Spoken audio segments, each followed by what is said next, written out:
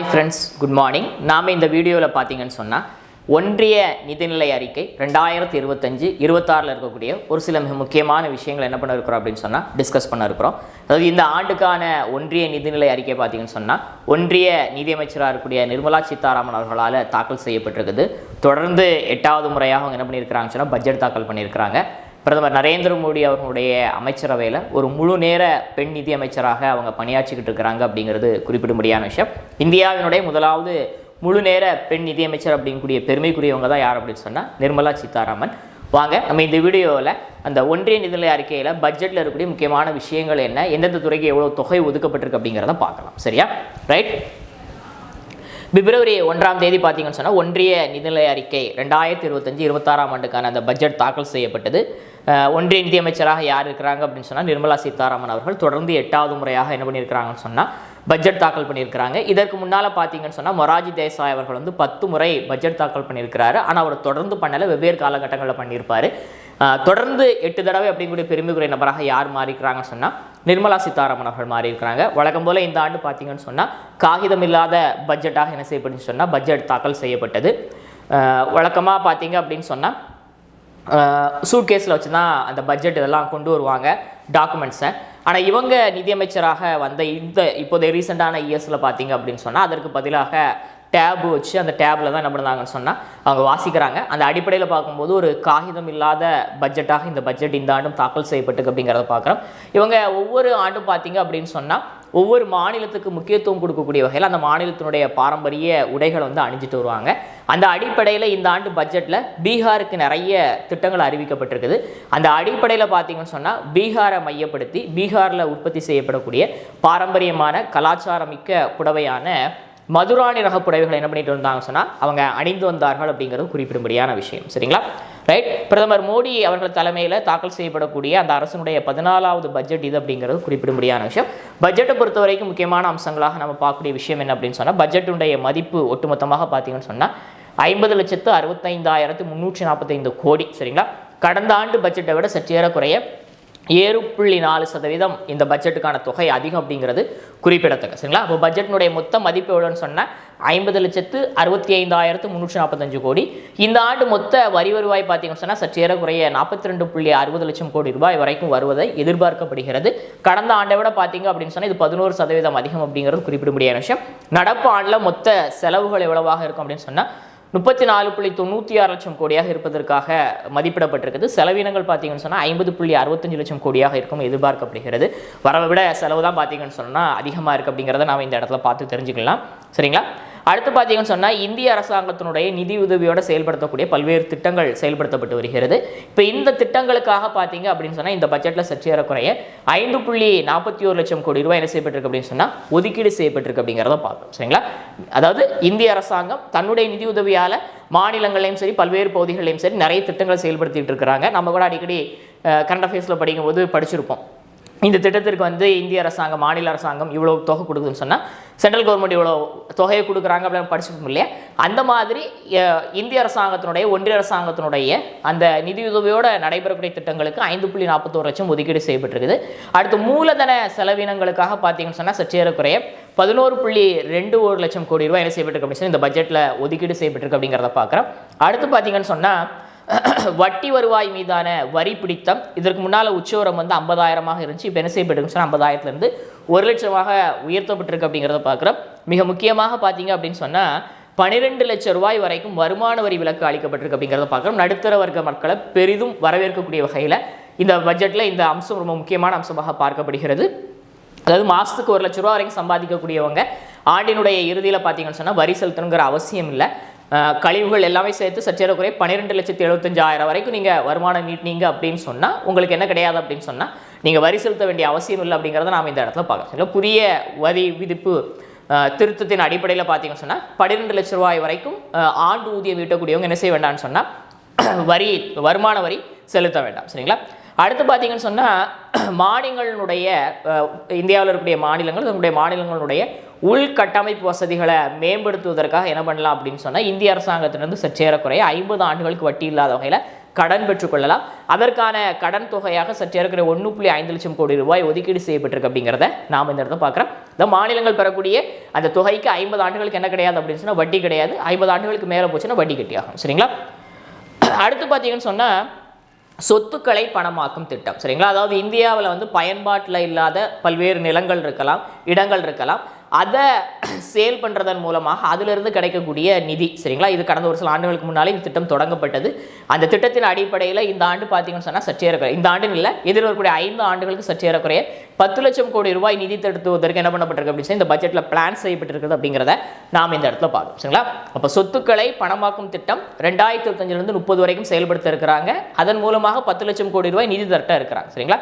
அடுத்த கிக் பணியாளர்கள் அப்படின்னா இந்த டெலிவரி ஊழியர்கள் இருக்கிறாங்க இல்லையா, பல்வேறு சொமாட்டோ, ஸ்விக்கி, இன்னும் பல்வேறு வகைகளை நம்ம பார்க்குறோம். அவங்கள தான் கிக் பணியாளர்கள்னு சொல்கிறாங்க. இப்போ இந்த கிக் பணியாளர்களுக்கு பார்த்தீங்கன்னு சொன்னால் அவங்களுக்குன்னு சொல்லி தனிப்பட்ட முறையில் அடையாள அட்டை வழங்கப்பட இருக்குது. அதன் மூலமாக அவங்களுக்கு பல்வேறு நலத்திட்ட உதவிகள் வழங்கப்பட இருக்குது. அந்த அடிப்படையில் அவங்க அனைவரும் பார்த்தீங்கன்னு சொன்னால் அடையாள அட்டை வழங்கப்பட்டதுக்கு பிறகு இந்திய அரசாங்கத்தினுடைய பிரதான் மந்திரி அந்த ஜன்தன் ஆரோக்கிய திட்டத்தின் அடிப்படையில் அவங்களுக்கு கார்டுகள் வழங்கப்பட்டு அதன் மூலம் அவங்களுக்கு இலவச சிகிச்சைகள் வழங்கப்படுவதற்கான ஒரு வாய்ப்பு ஏற்படுத்தி கொடுக்கப்பட இருக்கு அப்படிங்கிறதை நாம் இந்த இடத்துல பார்க்குறோம். சரிங்களா? அடுத்து பார்த்தீங்கன்னு சொன்னால் விளையாட்டுத்துறைக்கு சற்றேறக்குறைய 3794.30 கோடி ரூபாய் ஒதுக்கீடு செய்யப்பட்டிருக்குது. அதில் குறிப்பாக கேலோ இந்தியா திட்டத்துக்குன்னு சொல்லி தனிப்பட்ட முறையில் பார்த்தீங்கன்னு சொன்னால் 351.98 கோடி ரூபாய் ஒதுக்கீடு செய்யப்பட்டிருக்கு அப்படிங்கிறத பார்க்குறோம். விளையாட்டுத்துறையில் கடந்த காலங்களில் ஒலிம்பிக்காக இருக்கட்டும், பேராலிம்பிக்காக இருக்கட்டும், இந்திய வீரர்கள் வந்து பல்வேறு சாதனைகளை புரிஞ்சிருந்தாங்க. அந்த அடிப்படையில் கேலோ இந்தியா அப்படிங்கிறது இந்தியாவில் விளையாட்டுத்துறையில் திறன் வாய்ந்த வீரர்களை கண்டறிந்து அவங்களுக்கு பயிற்சி வழங்கி சர்வதேச அளவில் வந்து விருதுகளை பெற வைப்பதற்கான ஒரு திட்டம் தான் என்ன அப்படின்னு சொன்னால் இந்த கேலோ இந்தியா திட்டம். அந்த திட்டத்திற்கு ஸ்பெஷலாக பார்த்தீங்கன்னு சொன்னால் 350 கோடி ரூபாய், சற்றேறக்குறைய 351.98 கோடி ரூபாய் ஒதுக்கீடு செய்யப்பட்டிருக்கு அப்படிங்கிறத நாம் இந்த இடத்துல பார்க்கணும். சரிங்களா? அடுத்து பட்டியலின பெண் தொழில் முனைவோருக்கு வந்து 2 கோடி வரைக்கும் கடன் கொடுப்பதற்கான ஒரு தவணை கடன் திட்டம் தொடங்கப்பட இருக்குது. அதாவது முதல் முறையாக அந்த பிரிவை சார்ந்த பெண்கள் வந்து ஒருத்தங்க தொழில் தொடங்க வராங்க அப்படின்னு சொன்னால் அவங்களுக்கு உதவி செய்வதற்காக, கடன் உதவி வழங்குவதற்காக இந்த திட்டத்தை என்ன செய்யிருக்கிறாங்க அப்படின்னு சொன்னால் தொடங்க இருக்கிறாங்க அப்படிங்கிறத நாம் இந்த இடத்துல பார்க்கணும். சரிங்களா? பட்டியலின பெண் தொழில் முனைவோருக்கு 2 கோடி வரைக்கும் தவணை கடன் வழங்கக்கூடிய திட்டம். அடுத்து பார்த்தீங்கன்னு சொன்னால் இந்தியா முழுக்க இருக்கக்கூடிய அனைத்து மாவட்டங்களையும் புற்றுநோயாளிகள் பராமரிப்பு மையம் என்ன செய்யப்பட்டிருக்குன்னு சொன்னால் உருவாக்கப்பட இருக்குது. முதல் கட்டமாக இந்த நிதியாண்டில் இந்தியா முழுக்க ஒரு 200 இடங்களில் அந்த மையங்கள் உருவாக்கப்பட்டிருக்கு அப்படிங்கிறத பார்க்குறேன். ஏன்னு சொன்னால் புற்றுநோய்களுடைய தலைநகரமாக இந்தியா மாறி வருகிறது அப்படின்னு சொல்லி சமீபத்திய ஆய்வுகள் தெரியப்படுத்து. அந்த அடிப்படையில் புற்றுநோய்களில் இருந்து மக்களை பாதுகாக்கணும் அப்படிங்கிறதற்காக அனைத்து மாவட்டங்களையும் பார்த்தீங்கன்னு சொன்னால் புற்றுநோய் பராமரிப்பு மையங்கள் உருவாக்கப்பட்டிருக்கு அப்படிங்கிறத பார்க்குறோம். சரிங்களா? அடுத்து பார்த்தீங்கன்னு சொன்னால் புற்றுநோயாக இருக்கட்டும், இன்னும் பல்வேறு வகையான நோய்களுக்கான மருந்துகள் பார்த்தீங்க அப்படின்னு சொன்னால் கொஞ்சம் அதிக விலையுடைய மருந்துகளாக இருக்கும். அந்த மாதிரி ஒரு 36 வகையான உயிர்காக்கும் மருந்துகளுக்கு சுங்கக்கட்டத்திலிருந்து என்ன பண்ணப்பட்டிருக்கு அப்படின்னு சொன்னால் முழு விலக்கு அளிக்கப்படுவதாக பட்ஜெட்டில் நிதியமைச்சர் தெரியப்படுத்தி இருக்கிறாங்க அப்படிங்கிறத நம்ம பார்க்குறோம். சரிங்களா? அடுத்து பார்த்தீங்கன்னு சொன்னால் மாற்றியமைக்கப்பட்ட உதான் திட்டம். உதான் திட்டம் அப்படிங்கிறது என்ன அப்படின்னு சொன்னால் இந்தியாவில் உள்நாட்டு போக்குவரத்து, விமான போக்குவரத்தை மேம்படுத்தணும் அப்படிங்கிறதற்காக தொடங்கப்பட்டது என்ன அப்படின்னு சொன்னால் உடான் திட்டம். இப்போ இந்த உடான் திட்டத்தின் அடிப்படையில் பார்த்தீங்க அப்படின்னு சொன்னால் இந்தியா முழுக்க ஒரு புதிதாக ஒரு 120 இடங்களில் வந்து உள்நாட்டு விமான போக்குவரத்துக்கான அந்த வசதிகள் என்ன செய்யப்பட இருக்குன்னு சொன்னால் தொடங்கப்பட இருக்கு அப்படிங்கிறத நாம் இந்த இடத்துல பார்க்குறோம். அதான் நம்ம என்ன பார்த்தோம் அப்படின்னு சொன்னால் மாற்றி அமைக்கப்பட்ட உடான் திட்டம். உடான் திட்டம் அப்படிங்கிறது இந்தியாவில் உள்நாட்டு விமான போக்குவரத்தை மேம்படுத்துவதற்கான ஒரு திட்டம் தான் உதான் திட்டம். அந்த அடிப்படையில் பார்த்தீங்கன்னு சொன்னால் அடுத்த கட்டமாக உதான் திட்டம் மேம்படுத்தப்பட இருக்குது. அதில் புதிதாக ஒரு 120 இடங்கள் சேர்த்துக் கொள்ளப்பட்டிருக்கு அப்படிங்கிறத நாம் இந்த இடத்துல பார்க்குறோம். அதற்கு அது சம்பந்தப்பட்ட அறிவிப்பு பட்ஜெட்டில் அவங்க தெரியப்படுத்தி இருக்கிறாங்க அப்படிங்கிறதையும் பார்த்தோம். சரிங்களா? அடுத்து பார்த்தீங்கன்னு சொன்னால் சிறுபான்மையினர் நலத்துறை, அவங்களுக்கான அந்த டிபார்ட்மெண்ட்டுக்கு அவங்களுக்கான பல்வேறு விஷயங்களுக்காக பார்த்தீங்க அப்படின்னு சொன்னால் 3350 கோடி ரூபாய் என்ன செய்யப்பட்டு சொன்னால் ஒதுக்கீடு செய்யப்பட்டிருக்கு அப்படிங்கிறத பார்க்குறோம். அடுத்து பார்த்தீங்கன்னு சொன்னால் இந்திய ரயில்வேக்கு. சரிங்களா? இதற்கு முன்னால் பார்த்தீங்கன்னு சொன்னால் ரயில்வேக்குன்னு சொல்லி தனியான பட்ஜெட் ஒன்று தாக்கல் பண்ணுவாங்க. ஆனால் இப்போ கடந்த ஒரு சில ஆண்டுகளாக பார்த்தீங்கன்னு சொன்னால் ரயில்வே பட்ஜெட்டை மொத்தமாக இதோட இணைஞ்சிட்டாங்க. பொது பட்ஜெட்டாக ஒரே பட்ஜெட்டாக தாக்கல் செய்யப்படுகிறது. அந்த அடிப்படையில் பார்த்தீங்கன்னு சொன்னால் ரயில்வேக்கு தற்போது 2.52 லட்சம் கோடி ரூபாய் ஒதுக்கீடு செய்யப்பட்டிருக்கு அப்படிங்கிறத பார்க்குறோம். இந்த தொகையில் புதிதாக ஒரு 200 வந்தே பாரத் ரயில்கள் என்ன செய்யப்பட இருக்குன்னு சொன்னால் விடப்பட இருக்குது. அது மட்டும் இல்லாமல் பார்த்தீங்க அப்படின்னு சொன்னால் 100% என்ன செய்யப்பட இருக்கு அப்படின்னு சொன்னால் இந்தியாவில் இருக்கக்கூடிய அந்த ரயில்வே தடங்கள் வந்து மின்மயமாக்கப்பட இருக்கு இந்த நிதியாண்டினுடைய இறுதிக்குள்ள. அது மட்டும் இல்லாமல் பார்த்தீங்கன்னு சொன்னால் சீனாவுக்கு அடுத்தபடியாக உலகத்திலேயே அதிகமான சரக்குகளை கையாளக்கூடிய அந்த ரயில்வேயாக இந்தியன் ரயில்வே என்ன செய்யிருக்குன்னு சொன்னால் மாற இருக்குது. 2வது பெரிய சரக்கு போக்குவரத்து சேவையாக சற்றேறக்குறைய 1.6 பில்லியன் டன் சரக்குகள் என்ன இருக்குன்னு சொன்னால் கையாள இருக்குது. அதற்கான வசதிகள், உள்கட்ட வசதிகள்லாம் மேம்படுத்தப்பட இருக்குது. ஆக ஒட்டுமொத்தமாக பார்த்தீங்கன்னு சொன்னால் இந்திய ரயில்வேக்கு சற்றேறக்குறைய 2.52 லட்சம் கோடி ரூபாய் இந்த பட்ஜெட்டில் வந்து ஒதுக்கி இருக்கிறாங்க அப்படிங்கிறத நாம் இந்த இடத்துல பார்க்குறோம். சரியா? அப்போ இந்திய ரயில்வேக்கு 2.52 லட்சம் கோடி ஒதுக்கீடு செய்யப்பட்டிருக்குது. அதில் 200 வந்தே பாரத் ரயில்கள், அதுபோக இன்னும் பல்வேறு வகையான புதிய ரயில்கள் உருவாக்கப்பட இருக்குது. ரயில்வேல பாதுகாப்பு அம்சங்களை மேம்படுத்துவது, உள்கட்டமைப்பு வசதிகளை மேம்படுத்துவது, புதிய ரயில் பாதைகளை உருவாக்குவதுன்னு சொல்லி அதற்கான தொகையாக இந்த தொகை ஒதுக்கீடு செய்யப்பட்டிருக்குது. அதுபோக சரக்கு ரயில்களில் சீனாவுக்கு அடுத்தபடியாக 2வது நிலை இந்தியா அடைய இருக்குது.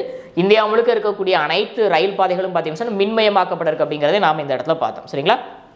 அடுத்து பார்த்தீங்கன்னு சொன்னால் கிராமப்புறங்களில் இருக்கக்கூடிய 1.5 லட்சம் தபால் நிலையங்கள் என்ன பண்ண இருக்கிறாங்கன்னு சொன்னால் தற்போதைய கால சூழ்நிலைக்கு ஏற்ப மேம்படுத்த இருக்கிறாங்க அப்படிங்கிறத பார்க்குறோம். சரிங்களா?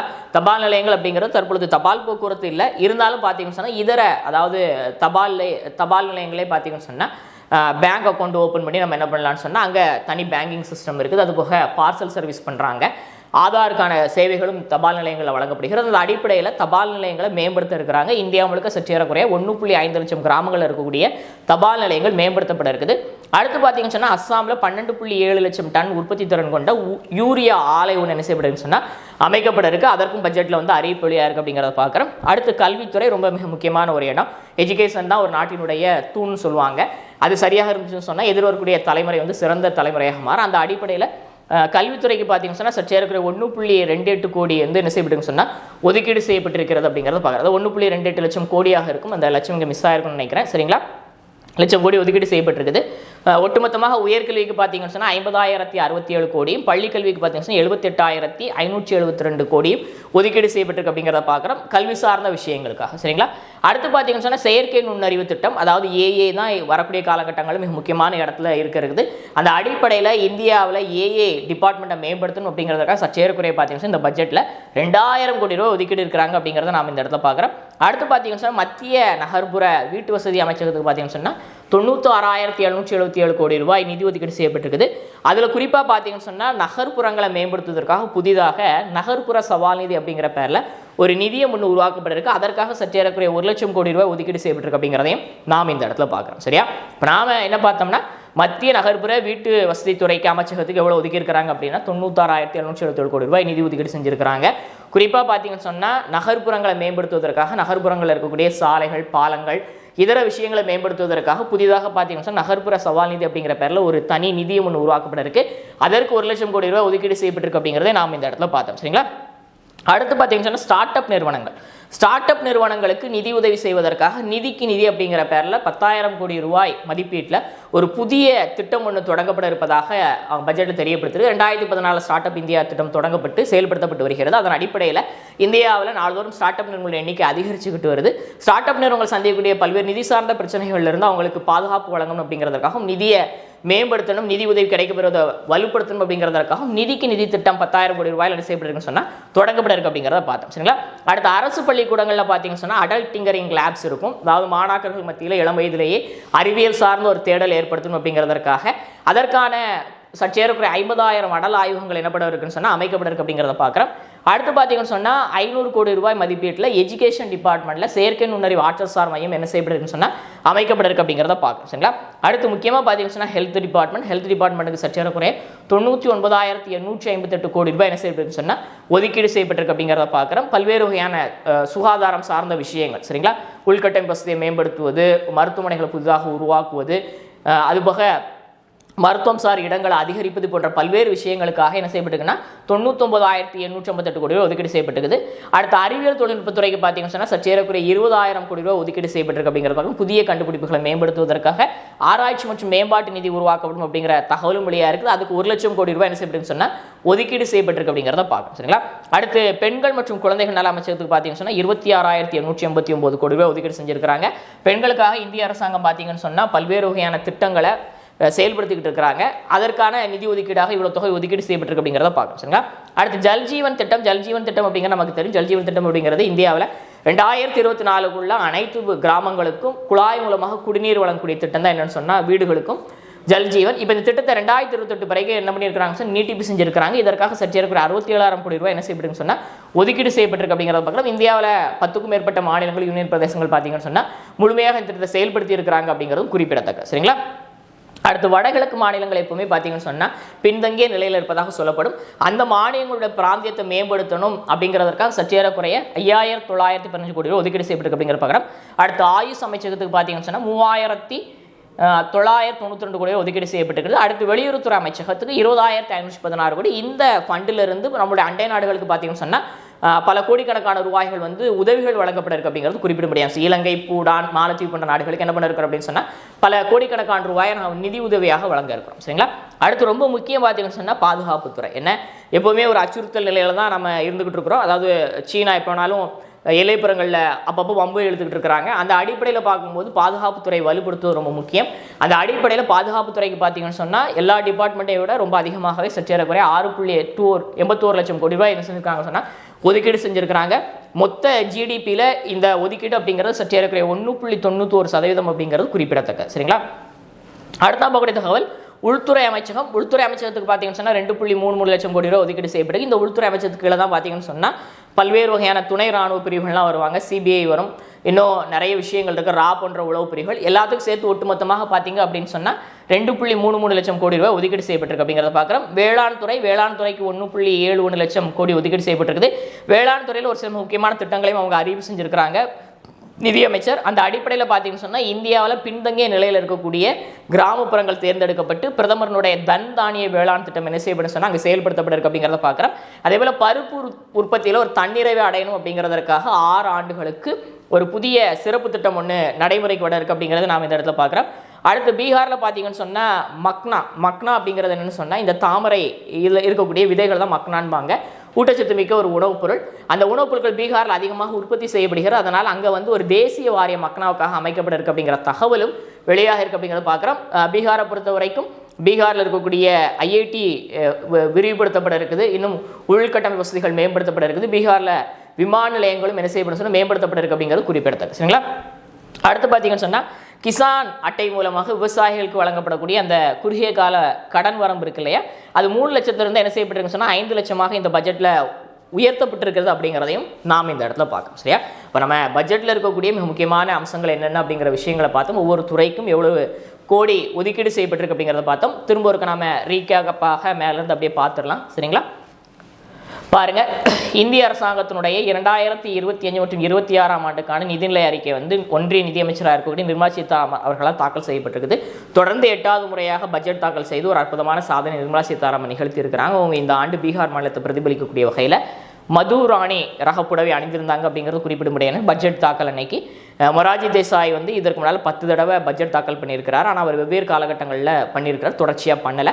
ஆனால் தொடர்ச்சியாக 8 முறை பண்ண பெருமைக்குரியவங்க யார் அப்படின்னு சொன்னால் நிர்மலா சீதாராமன் தான். இது பிரதமர் மோடி அவர்களுடைய தலைமையிலான அரசினுடைய 14வது பட்ஜெட் அப்படிங்கிறது குறிப்பிடத்தக்க. சரிங்களா? இந்த பட்ஜெட்டில் முக்கிய அம்சமாக பட்ஜெட்டினுடைய மொத்த மதிப்பு எவ்வளோன்னு சொன்னால் 50,65,345 கோடி. கடந்த ஆண்டு பட்ஜெட்டை விட 7.4% அதிகம்.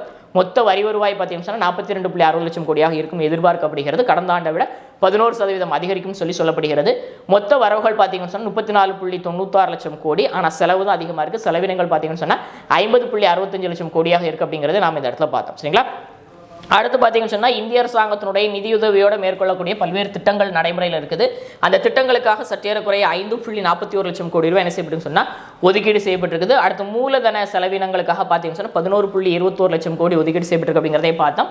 வட்டி வருவாய் மீதான வரி பிடித்தத்திற்கான உச்சவரம் பார்த்தீங்கன்னு சொன்னால் 50,000லேருந்து 1 லட்சமாக என்ன செய்யப்பட்டிருக்கு அப்படின்னு சொன்னால் அதிகரிக்கப்பட்டிருக்கிறது அப்படிங்கிறதை பார்த்தோம். அடுத்து 12 லட்ச ரூபா வரைக்கும் பார்த்தீங்கன்னு சொன்னால் நீங்கள் ஒரு ஆண்டுக்கு சம்பாதிச்சிங்கன்னு சொன்னால் வருமான வரியிலிருந்து உங்களுக்கு விலக்களிக்கப்படுகிறது அப்படிங்கிறத நம்ம இந்த இடத்துல பார்த்தோம். அடுத்து உள்கட்டமை வசதிகளை மேம்படுத்துவதற்காக மாநிலங்களுக்கு 50 ஆண்டு காலத்துக்கு வட்டி இல்லாமல் கொடுக்கக்கூடிய அந்த கடன் தொகை அப்படிங்கிறது 1.5 லட்சம் கோடியாக ஃபிக்ஸ் செய்யப்பட்டிருக்கு அப்படிங்கிறத நாம் இந்த இடத்துல பார்த்தோம். அடுத்து சொத்துக்களை பணமாக்கும் திட்டத்தின் அடிப்படையில் எதிர்வரக்கூடிய 5 ஆண்டுகளில் இந்தியா முழுக்க பல்வேறு சொத்துக்கள் விற்பனை செய்யப்பட்டு 10 லட்சம் கோடி அதிலிருந்து நிதி தட்டுவதற்காக பிளான் செய்யப்பட்டிருக்கு அப்படிங்கிறத பார்த்தோம். அடுத்து கிக் பணியாளர்கள், அதாவது டெலிவரி ஊழியர்கள் இருக்கிறாங்க இல்லையா, அவங்களுக்கு மின்னணு அடையாள அட்டை வழங்கப்பட்டு அவங்க முறைசாரா தொழிலாளர்களாக பதிவு செய்யப்பட்டு அவங்களுக்கு பிரதான் மந்திரி ஆரோக்கிய திட்டத்தில் வந்து சிகிச்சைகள் வழங்கப்பட்டிருக்கு அப்படிங்கிறத நாம் இந்த இடத்துல பார்த்தோம். விளையாட்டுத்துறைக்கு 3,794.30 கோடி ரூபாய் ஒதுக்கீடு செய்யப்பட்டிருக்குது. அதில் குறிப்பாக கேலோ இந்தியா திட்டத்துக்கு 351.98 கோடி ஒதுக்கீடு செய்யப்பட்டிருக்கு அப்படிங்கிற பார்த்தோம். அடுத்து பட்டியலின பெண் தொழில் முனைவோர்களை ஊக்குவிப்பதற்காக சற்றேறக்குறைய 2 கோடி ரூபாய் கடன் வழங்குவதற்கான தவணை கடன் திட்டம் நடைமுறைப்படுத்தப்பட இருக்கு அப்படிங்கிறத பார்த்தோம். அடுத்து புற்றுநோயாளர்களுடைய எண்ணிக்கையை குறைப்பதற்காக அனைத்து மாவட்டங்களிலும் புற்றுநோய் பராமரிப்பு மையம் உருவாக்கப்பட இருக்கு. முதல் கட்டமாக இந்த நிதியாண்டில் இந்தியா முழுக்க 200 மையங்கள் உருவாக்கப்பட இருக்கு அப்படிங்கிறத பார்த்தோம். அடுத்தாக பார்த்தீங்கன்னு சொன்னால் 36 உயிர்காக்கும் மருந்துகளுக்கு சுங்க கட்டணத்திலிருந்து கஸ்டம்ஸ்லேருந்து என்ன செய்யப்பட்டிருக்குன்னு சொன்னால் விலக்கு அளிக்கப்பட்டிருக்கு அப்படிங்கிறத பார்த்தோம். அடுத்து உதான் திட்டம் அப்படிங்கிறது இந்தியாவில் உள்நாட்டு விமான போக்குவரத்தை ஊக்குவிப்பதற்கான திட்டம். இதில் புதிதாக ஒரு 120 இடங்கள் என்ன செய்யப்பட்டிருக்குன்னு சொன்னால் இணைத்துக் கொள்ளப்பட்டு இது மேம்படுத்தப்பட இருக்கு அப்படிங்கிறத பார்த்தோம். சரிங்களா? அடுத்து சிறுபான்மை நலத்துறைக்கு பார்த்தீங்கன்னு சொன்னால் 3350 கோடி ரூபாய் ஒதுக்கீடு செய்யப்பட்டிருக்குது. ரயில்வேக்கு சற்றேறக்குறைய 2.52 லட்சம் கோடி ரூபாய் ஒதுக்கீடு செய்யப்பட்டிருக்குது. இதில் புதிதாக 200 வந்தே பாரத் ரயில்கள் விடப்பட இருக்குது. அது மட்டும் இல்லாமல் பார்த்தீங்கன்னு சொன்னால் சரக்கு ரயில் போக்குவரத்தில் சீனாவுக்கு அடுத்தபடியாக 2வது இடத்த இந்தியா அடைய இருக்குதாங்க. சற்றேறக்குறைய 1.6 பில்லியன் டன் சரக்குகளை கையாள இருக்கிறாங்க. அது மட்டும் இல்லாமல் பார்த்தீங்கன்னு சொன்னால் இந்தியாவில் இருக்கக்கூடிய ரயில் நிலையங்கள் ரயில் பாதைகள் வந்து மின்மயமாக்கப்பட இருக்கு அப்படிங்கிறத நாம் இந்த இடத்துல பார்த்தோம். கிராமப்புறங்கள் இருக்கக்கூடிய சற்றேறக்குறைய 1.5 லட்சம் தபால் நிலையங்கள் மேம்படுத்தப்பட இருக்கு அப்படிங்கிறத பார்த்தோம். அஸ்ஸாமில் 12.7 லட்சம் டன் உற்பத்தி திறன் கொண்ட புதிய யூரியா ஆலை உருவாக்கப்பட இருக்கு அமைக்கப்பட இருக்கு அப்படிங்கிறத பார்த்தோம். கல்வித்துறைக்கு சற்றேறக்குறைய 1.28 லட்சம் கோடி ரூபாய் என்ன செய்யப்பட்டு சொன்னால் ஒதுக்கீடு செய்யப்பட்டு அப்படிங்கிறத பார்த்தோம். உயர்கல்விக்காக 50,067 கோடி, பள்ளிக்கல்வித்துறைக்காக பார்த்தீங்கன்னா 78,672 கோடி ரூபாய் ஒதுக்கீடு செய்யப்பட்டு அப்படிங்கிறத பார்த்தோம். அடுத்த செயற்கை நுண்ணறிவு திட்டத்தில் இந்தியா அடுத்த கட்ட லெவலுக்கு போகணும் அப்படிங்கிறதற்காக சற்றேறக்குறைய 2000 கோடி ரூபாய் ஒதுக்கீடு செய்யப்பட்டு அப்படிங்கிறத பார்த்தோம். மத்திய நகர்ப்புற வீட்டு வசதி அமைச்சகத்துக்கு 96,777 கோடி ஒதுக்கீடு செய்யப்பட்டிருக்கு. அதில் குறிப்பாக நகர்ப்புறங்களை மேம்படுத்துவதற்காக புதிதாக 1 லட்சம் கோடி ரூபாய் மதிப்பீட்டில் நகர்ப்புற சவால் நிதி உருவாக்கப்பட்டிருக்கு அப்படிங்கிறதையும் பார்த்தோம். 10,000 கோடியில் பார்த்தீங்கன்னு சொன்னால் ஸ்டார்ட் அப் நிறுவனங்களுக்கான புதிய நிதி திட்டம் நடைமுறைக்கு வர இருக்கு அப்படிங்கிறத நாம் இந்த இடத்துல 2014 ஸ்டார்ட் அப் இந்தியா திட்டம் தொடங்கப்பட்டது. ஸ்டார்ட் அப் நிறுவனங்களை மேம்படுத்துவதற்காக இந்த புதிய திட்டத்திற்கு பட்ஜெட்டில் சொல்லப்பட்டிருக்கு அப்படிங்கிறத பார்க்குறோம். அரசு பள்ளிக்கூடங்களில் பார்த்தீங்கன்னு சொன்னால் 50,000 அடல் ஆய்வகங்கள் அமைக்கப்பட இருக்குது. மாணாக்கர்கள் மற்றும் அறிவியல் சார்ந்த சிந்தனைகளை மேம்படுத்துவதற்காக 500 கோடி ரூபாய் மதிப்பீட்டில் பார்த்தீங்கன்னு சொன்னால் கல்விக்கான ஏஐ ஆற்றல் சார் மையம் அமைக்கப்பட இருக்குது. குறிப்பாக சுகாதாரத்துறைக்கு பார்த்தீங்கன்னு சொன்னால் 99,858 கோடி ரூபாய் ஒதுக்கீடு செய்யப்பட்டிருக்கு அப்படிங்கிற பார்த்தோம். அறிவியல் தொழில்நுட்பத்துறைக்கு பார்த்தீங்கன்னு சொன்னால் சற்றேறக்குறைய 20,000 கோடி ஒதுக்கீடு செய்யப்பட்டிருக்குது. ஆராய்ச்சி மற்றும் மேம்பாட்டு நிதி திட்டம் உருவாக்கப்பட்டு ஆராய்ச்சிகள் ஊக்குவிக்கப்பட இருக்கு. அதற்காக 1 லட்சம் கோடி ரூபாய் ஒதுக்கீடு செய்யப்பட்டிருக்கு அப்படிங்கிற பார்த்தோம். பெண்கள் மற்றும் குழந்தைகள் நல அமைச்சகம் சார்பில் செயல்படுத்தக்கூடிய பல்வேறு திட்டங்களுக்காக 26,889 கோடி ஒதுக்கீடு செய்யப்பட்டிருக்கு அப்படிங்கிற பார்த்தோம். அடுத்து ஜல்ஜீவன் திட்டம் வந்து 2028 பிறகு நீட்டிக்கப்பட இருக்குது. அதற்காக 67,000 கோடி ஒதுக்கீடு செய்யப்பட்டிருக்கு அப்படிங்கிறத பார்த்தோம். அடுத்து வடகிழக்கு பிராந்திய மேம்பாட்டு அமைச்சகத்துக்காக பார்த்தீங்கன்னு சொன்னால் 5,915 கோடி ஒதுக்கீடு செய்யப்பட்டிருக்கு அப்படின்னு பார்த்தோம். ஆயுஷ் அமைச்சகத்துக்கு பார்த்தீங்கன்னா 3,992 கோடி ஒதுக்கீடு செய்யப்பட்டிருக்குது. வெளியுறவுத்துறை அமைச்சகம் பல்வேறு உலக நாடுகளுக்கு நம்ம அண்டை நாடுகளுக்கு வந்து நிதியுதவி வழங்கிட்டு இருக்கிறோம். அந்த அடிப்படையில் அந்த வெளியுறவுத்துறை அமைச்சகத்துக்கு பார்த்தீங்கன்னு சொன்னால் 20,516 கோடி ஒதுக்கீடு செய்யப்பட்டிருக்குது. பாதுகாப்புத்துறை ரொம்ப முக்கியம். அதற்காக சற்றேறக்குறைய 6.81 லட்சம் கோடி ஒதுக்கீடு செஞ்சிருக்கிறாங்க. மொத்த உள்நாட்டு உற்பத்தியில் சற்றேறக்குறைய 1.91%. சரிங்களா? அடுத்து பார்த்தீங்கன்னு சொன்னால் உள்துறை அமைச்சகத்துக்கு 2.33 லட்சம் கோடி ரூபாய் என்ன செய்யப்பட்டு சொன்னால் ஒதுக்கீடு செய்யப்பட்டு பார்த்தோம். குறிப்பாக வேளாண் துறையில் அபிவிருத்தியை அதிகப்படுத்தணும் அப்படிங்கிறதுக்காக 1.71 லட்சம் கோடி ஒதுக்கீடு செஞ்சிருக்காங்க. பின்தங்கிய நிலையில் இருக்கக்கூடிய கிராமங்களை மேம்படுத்தணும் அப்படிங்கிறதுக்காக பிரதமருடைய தன்தானி இயக்கம் தொடங்கப்பட்டிருக்கு அப்படிங்கிற பார்த்தோம். பருப்பில் ஒரு உற்பத்தியில் தன்னிறைவு அடைவதற்காக 6 ஆண்டுகால சிறப்பு திட்டம் ஒன்று தொடங்கப்பட இருக்கு அப்படிங்கிறத பார்த்தோம். அதுபோக பார்த்தீங்கன்னு சொன்னால் பீகாரில் மக்னா தேசிய வாரியம் அமைக்கப்பட இருக்கு அப்படிங்கிறத பார்த்தோம். அடுத்து கிசான் கடன் அட்டை மூலமாக வழங்கப்படக்கூடிய விவசாயிகளுக்கான குறுகிய கால கடன் தொகையானது கடன் உச்சவரமானது 3 லட்சம் 5 லட்சமாக அதிகரிக்கப்பட்டிருக்கு அப்படிங்கிறதையும் நாம் இந்த இடத்துல பார்த்தோம். சரிங்களா?